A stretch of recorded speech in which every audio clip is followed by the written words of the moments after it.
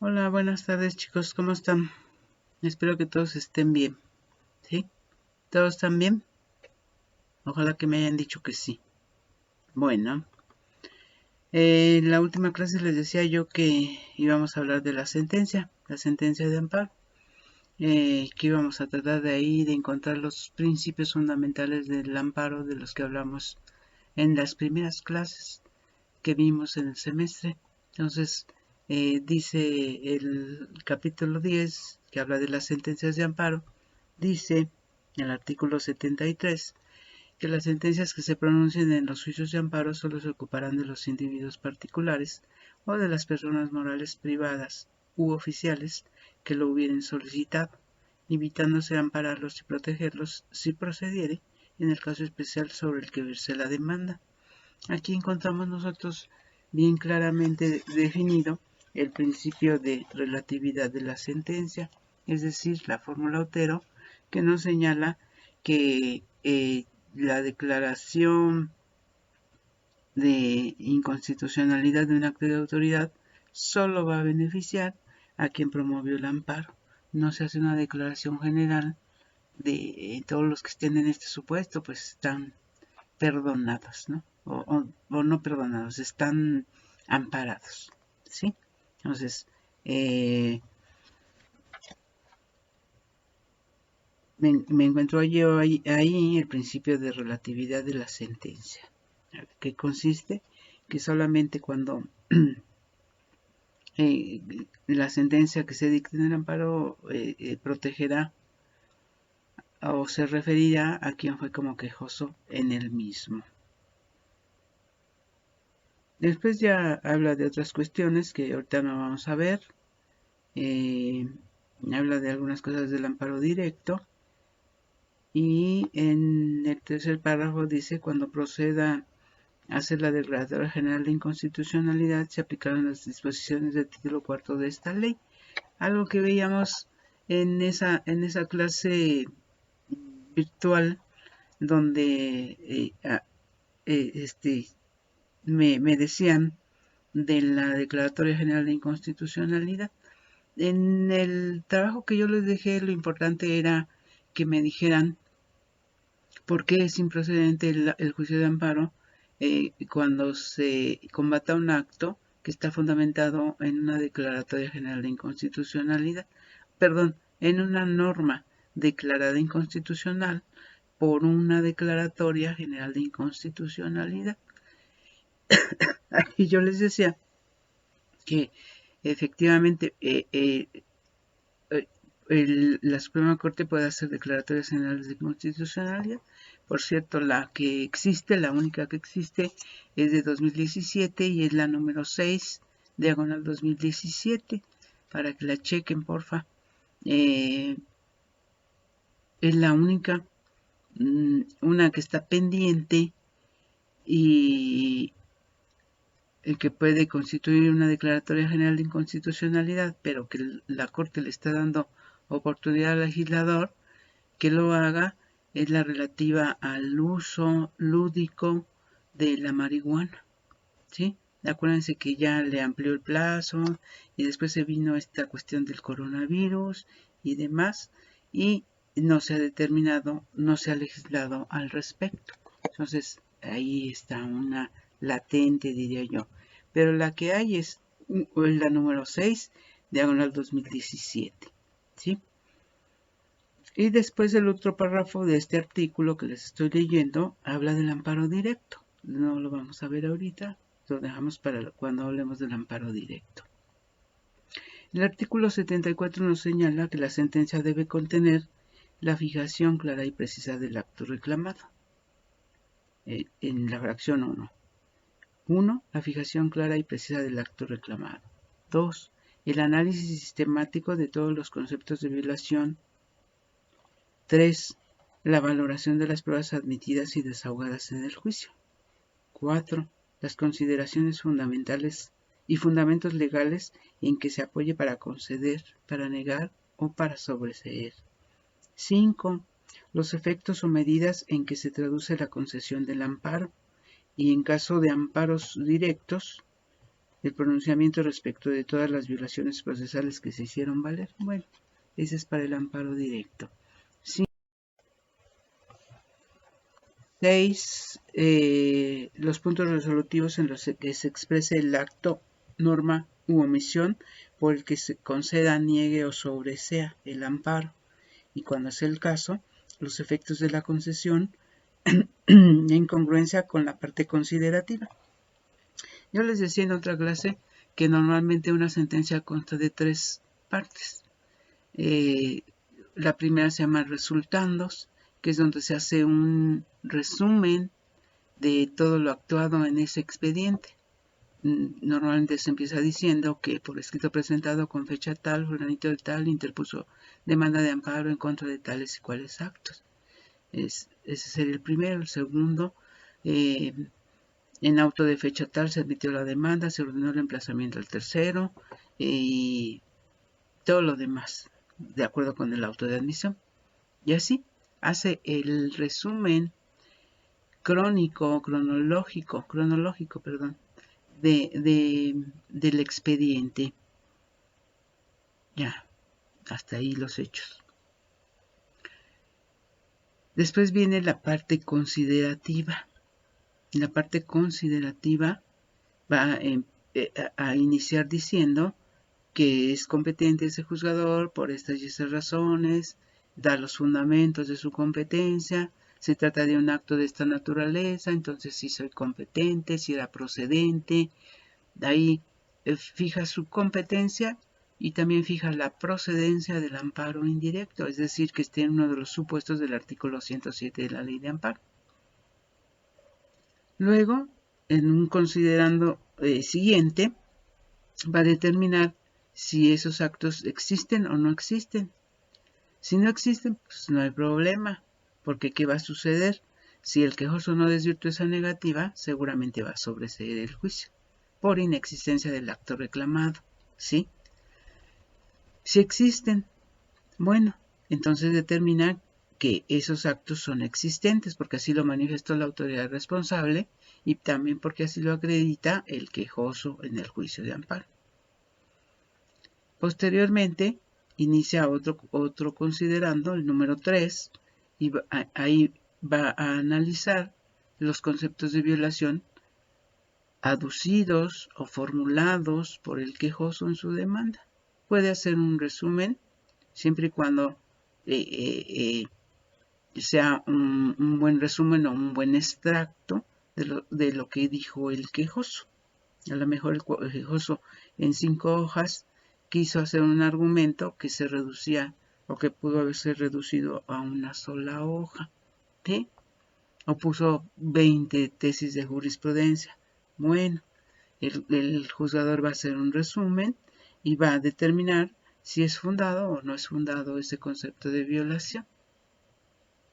Entonces, atendiendo a si es fundado o no es fundado, va a determinar si concede o no el amparo, ¿sí? Si concede o no el amparo y protección de la justicia federal. Todo eso lo va a hacer en la parte considerativa.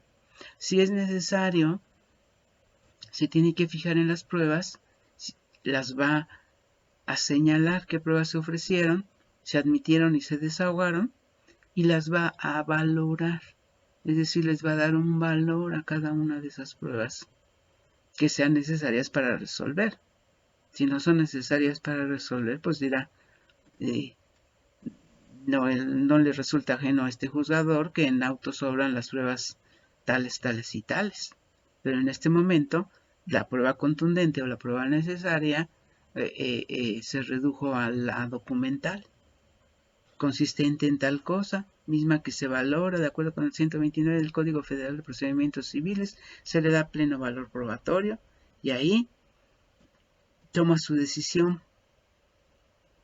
Y esa decisión se va a ver reflejada, tiene necesariamente que verse reflejada en los puntos resolutivos, que sería la tercera parte de la sentencia.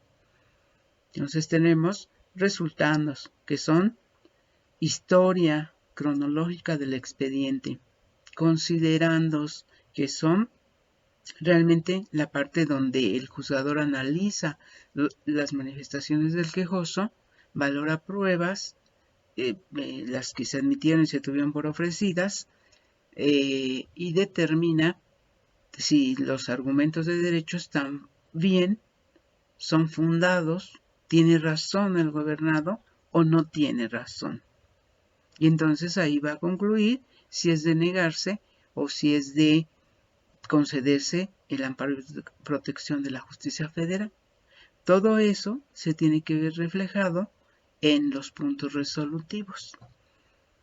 Bueno, si sobresee o si niega el amparo, pues no tiene más nada que decir. Pero si concede el amparo, entonces tendrá que hacer lo que dice la ley. ¿Sí? Precisar los efectos o medidas en que se traduce la concesión del amparo. Precisar los efectos y medidas. ¿Para qué estoy concediendo el amparo? ¿Qué finalidad debe cubrir o debe cumplirse con esta sentencia de amparo? ¿Sí? Y esa determinación de los efectos también se va a ver reflejada o se debe ver reflejada en los puntos resolutivos de la sentencia. Dice, como último punto de contenido de la sentencia, en la fracción 6 dice, deberá contener los puntos resolutivos en los que se exprese el acto, la norma u omisión por el que se conceda, se niegue o se sobresea el amparo, y cuando sea el caso, los efectos de la concesión en congruencia con la parte considerativa. Es decir, la sentencia, igual que la demanda, es un todo y tiene que haber congruencia entre la parte considerativa y los puntos resolutivos. ¿Sí? Yo no, como abogado litigante, yo no me debería, o como abogado en general, no puedo concretarme a leer los puntos resolutivos para determinar si está bien o no está bien esa sentencia. Tengo que leer de preferencia toda la sentencia, de preferencia toda la sentencia. Pero si por mis prisas o por las carreras o por lo que ustedes quieran, leer la parte considerativa, que es donde dice quién tiene la razón de lo que se está discutiendo. ¿Sí?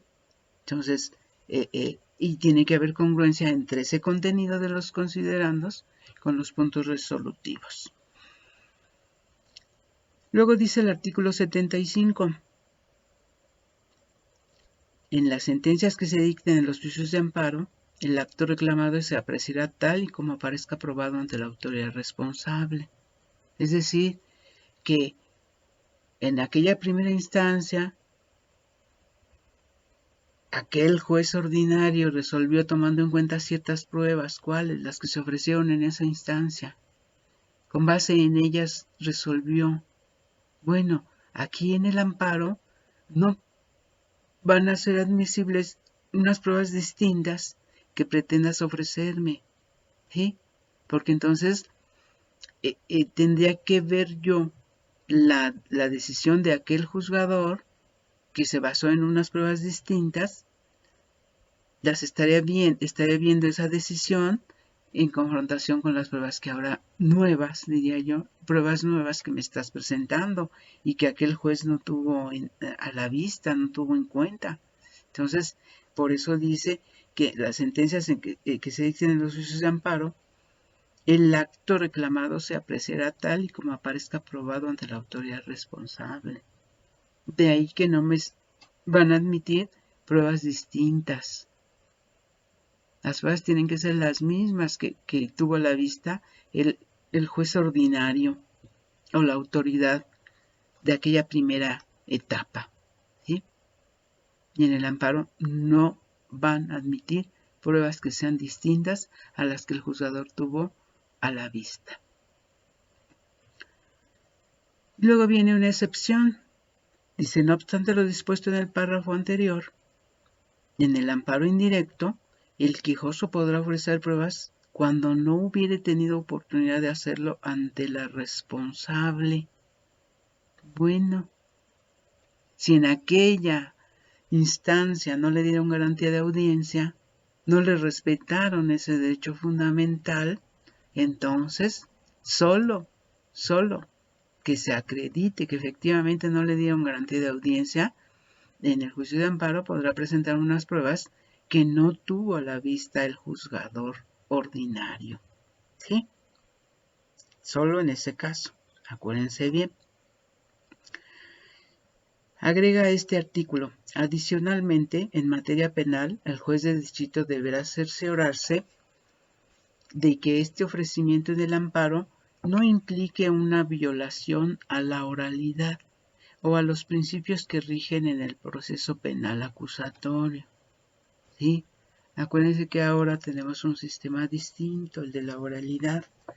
En esta cuestión, las pruebas que ofrecerán las partes pues serán los videos grabados donde se desahogaron las comparecencias de una y otra parte, ¿sí? Y en consecuencia, quizá no pueda yo tener como pruebas algo que esté fuera de eso, que no esté incluido en esa videograbación o en ese disquete, no sé cómo, en dónde se contengan esas declaraciones en materia de juicios de oralidad. Entonces, el juzgador tiene que cuidar que no se vaya a querer ofrecer una prueba de la que nadie tuvo razón de su existencia en un juicio de oralidad. Tiene que cuidar esos aspectos.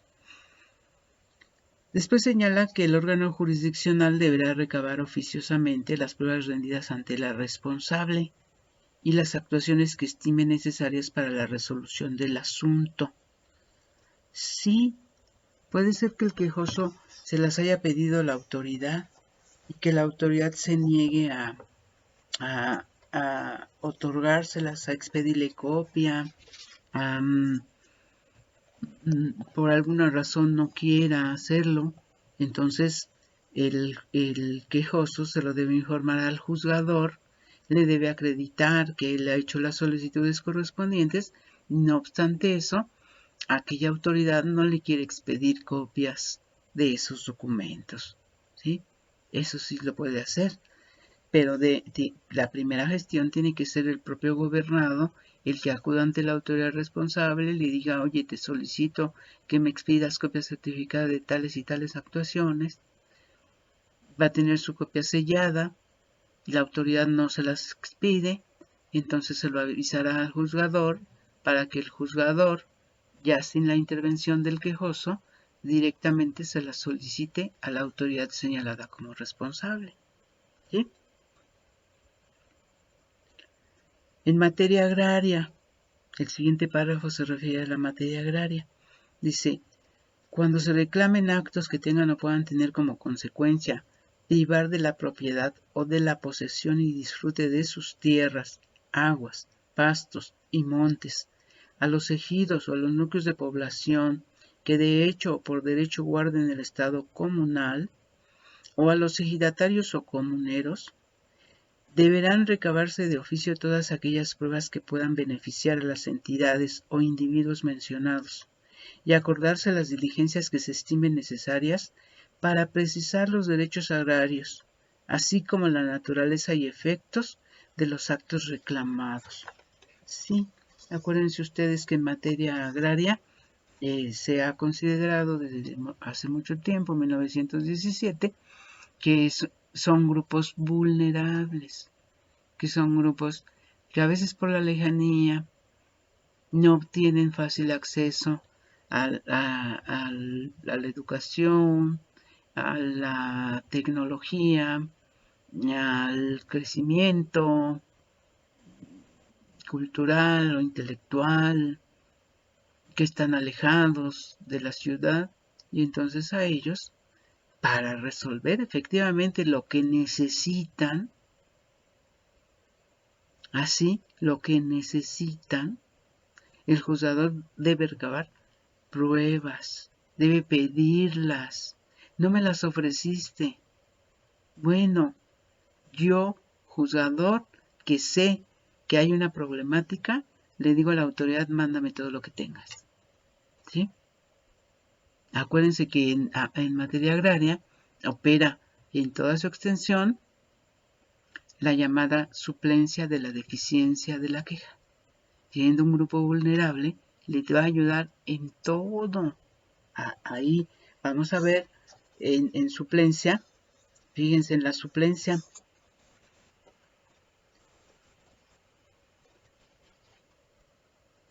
En el fracción 4, inciso B, se va a suplir la deficiencia de la queja en favor de los ejidatarios y comuneros en particular, cuando el acto reclamado afecte sus bienes o derechos agrarios. En estos casos, deberá suplirse la deficiencia de la queja y la de exposiciones, comparecencias y alegatos, así como en los recursos que los mismos interpongan con motivo de dichos actos. Es decir, que la suplencia de la deficiencia de la queja opera en toda su extensión para la materia agraria. Que esto es a partir del supuesto o del presupuesto de que constituyen un grupo vulnerable, un grupo alejado de la ciudad, un grupo alejado de la tecnología, un grupo que va viviendo de lo que va obteniendo de su trabajo de la tierra. ¿Sí? Entonces a ellos les vamos a completar, les vamos a poner, les vamos a ayudar. Todo aquello que no me dijeron, yo se los voy a ir abonando. ¿Para qué? Para realmente resolver la problemática que tienen. Así realmente resolver la problemática que tienen. No, ay, no me dijo. Ay, no esto. Ay, no me trajo. Ay, no sé si es Juan Pérez o Juan Manuel Pérez. Porque en la demanda, como en el nombre y domicilio del quejoso, puso Juan Pérez. Pero cuando firma, pone Juan Manuel Pérez. Todo eso, el juez está facultado para aclararlo, para pedir las pruebas pertinentes a modo de resolver lo realmente preocupante, lo realmente grave que les esté sucediendo a estos grupos. ¿Sí? El artículo 78 nos dice que cuando el acto reclamado sea una norma general, la sentencia deberá determinar si es constitucional o si debe considerarse inconstitucional. Y luego dice, si se declara la inconstitucionalidad de la norma general impugnada, los efectos de la concesión del amparo se extenderán a todas aquellas normas y actos cuya validez dependa de la propia norma invalidada. ¿Sí? Si esta norma única que yo estoy reclamando, solamente reclame esa, pero tiene, hace eco en otros artículos, entonces esos otros artículos que yo no reclamo de inconstitucionales también van a ser declarados inconstitucionales. ¿Sí? Esto, fíjense, acuérdense bien, donde lo vimos en las acciones de inconstitucionalidad. Si una norma es declarada inconstitucional y esa norma se refleja en otros preceptos, bueno, en esos otros preceptos, aunque yo no los combatí, pero que tienen relación con ese que sí combatí, esas otras normas, esos otros artículos, también van a declararse inválidos. ¿Por qué? Pues porque son reflejo de aquel que sí, ya dijo la Suprema Corte que es inconstitucional. Entonces, ¿para qué dejar vivo algo que está dependiendo de algo que ya dijimos que está mal, dijimos que está mal hecho, dijimos que es inconstitucional, ¿sí? Esa es la palabra. Dijimos que es inconstitucional, es decir, que no está apegado a la Constitución. Y eso me parece muy bien.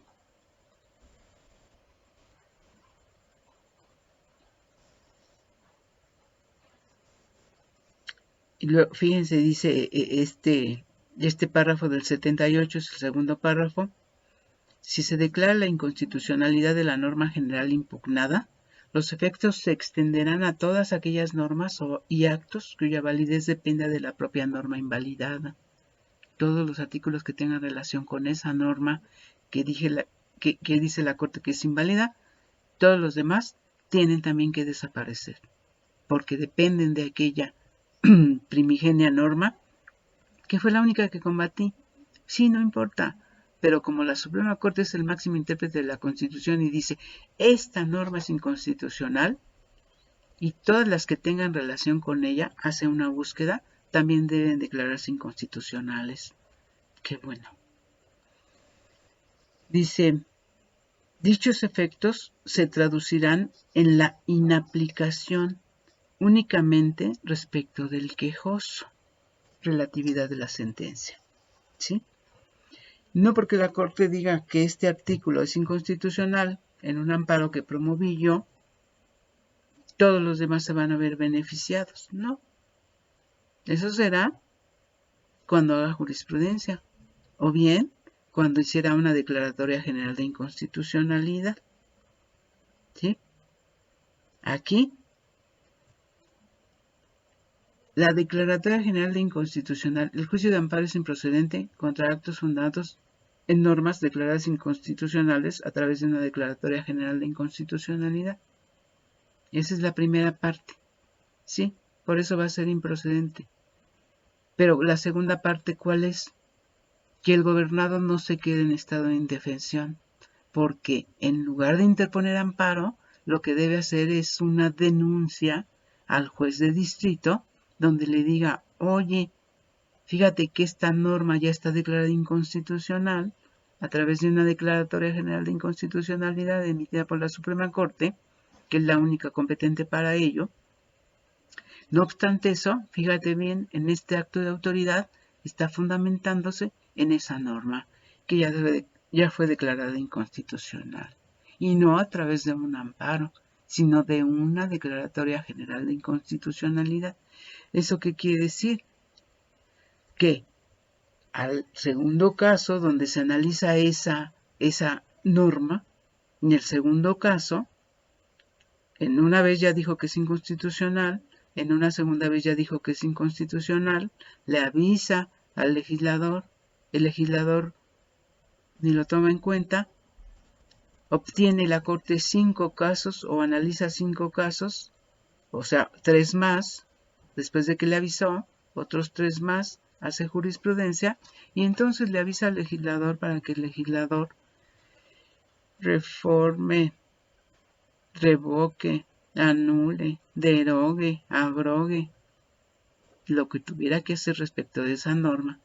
No lo hace, entonces la Suprema Corte hace la declaratoria general de inconstitucionalidad. Dice la ley que siempre y cuando se trate de amparos indirectos en revisión, ¿sí? ¿Por qué cuando se trate de amparos indirectos en revisión?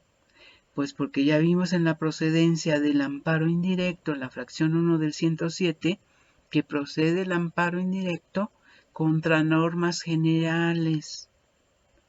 Es en ese tipo de amparo, que se denomina amparo contra leyes, es en ese juicio de amparo donde mis autoridades van a ser distintas. Va a ser el Congreso de la Unión, el presidente de la República, el secretario de Gobernación. Esos altos funcionarios, esos van a ser mis autoridades. ¿Dónde más se puede combatir la inconstitucionalidad de una norma? Y ustedes me van a decir, en el amparo directo. Pero dice la ley que nada más lo vas a hacer valer en el capítulo de conceptos de violación, no como acto reclamado. En cambio, en el amparo indirecto siempre va a ser el acto reclamado. Por eso las autoridades responsables tendrán que ser el presidente de la República, de quien hubiera venido la iniciativa de ley, el presidente de la República, el Congreso de la Unión y los secretarios del ramo a que pertenece esa norma. En cambio, en el amparo directo, no. Y me van a decir, ¿por qué, oiga? Pues porque en el amparo directo procede solo contra sentencias definitivas, laudos y resoluciones que pongan fin al procedimiento. Es decir, ahí no puedo reclamar la inconstitucionalidad de una ley. Lo puedo hacer solamente en mis argumentos de derecho, en mis conceptos de violación, pero nada más. Y la sentencia que se dicte hará el análisis en los conceptos, en la parte considerativa, nada más. Va a decir, y entre otras cosas dice que la ley que le aplicaron en este laudo es inconstitucional por esto y por esto. Y ahí va a determinar si efectivamente tiene la razón el gobernado o no la tiene. Pero sus autoridades no van a ser ni el Congreso de la Unión, ni el presidente de la República, ni el gobernador del estado, ninguna de esas. Va a ser acto reclamado, el laudo de fecha tal dictado en el expediente número tal por X autoridad. Y esa X autoridad es la que va a ser su responsable. No va a estar ni la legislatura del estado, ni el secretario de gobierno, nadie de esos. ¿Sí? Y en cambio, en el amparo indirecto, si yo reclamo la inconstitucionalidad de una norma, definitivamente que mis autoridades tendrán que ser distintas. Ya nada más para estar de acuerdo con la cuarta transformación, diría, pues estarían los fifis, ¿sí? El gobernador del estado, la legislatura estatal, el secretario de gobierno, el secretario de finanzas, el secretario de todo lo que ustedes quieran, dependiendo de quién venga la ley o la norma que estoy combatiendo. ¿Sí? En el amparo indirecto. Por eso las declaratorias generales de inconstitucionalidad solo pueden derivar de amparos indirectos en grado de revisión. Y se requiere, sí, como me dijo una de las chicas que estuvo en la clase, ¿es jurisprudencia? Sí, tiene que ser jurisprudencia. Corrijo, al segundo supuesto en que hubiera decretado que es inconstitucionalidad esa norma, avisa al legislador. El legislador no hace nada. Pasa el tiempo y logra tener 5 resoluciones en el mismo sentido sin ninguna en contra. Hace jurisprudencia a la Suprema Corte. Le avisa al legislador, fíjate que ya tengo jurisprudencia en este tema, te aviso, y conforme al 235 la ley de amparo, tienes 90 días para hacer lo que te corresponde.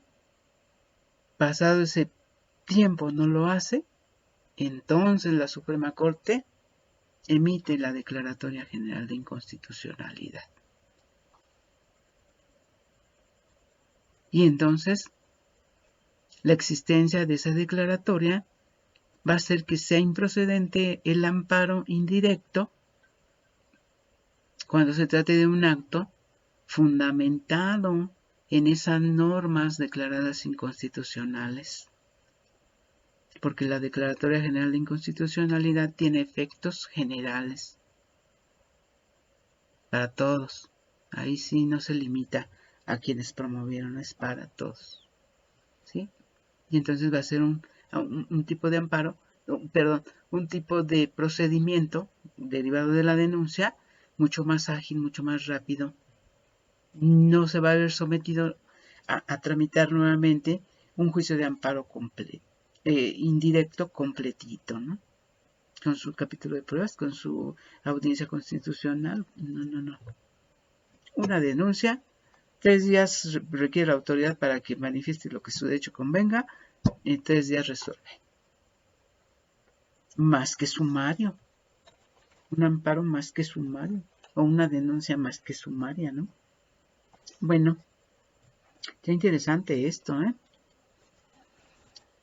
Me voy a quedar en el artículo 79 de la Ley de Amparo.